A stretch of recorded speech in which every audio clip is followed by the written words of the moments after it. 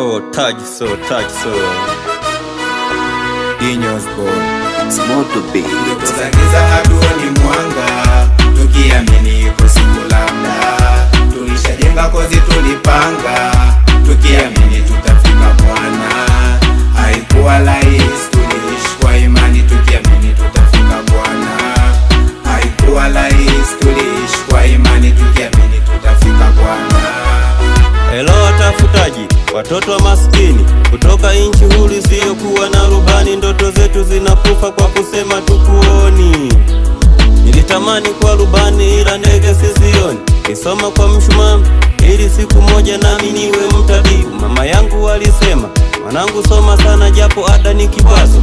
Ada ikawa ndoto, nilivua sare na nikakivaa kitaa. Maisha taratibu yakakana kunijua kwenye giza la mtaa. Ndoto zangu nazo zikakana kunijua.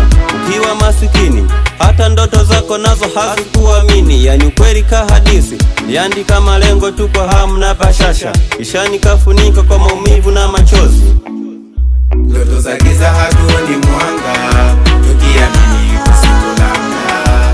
Tulishajenga kozi tulipanga, tukiamini tutafika Bwana. Haikuwa rahisi, tuliishi kwa imani, tukiamini tutafika Bwana. Haikuwa rahisi, tuliishi kwa imani, tukiamini tutafika Bwana.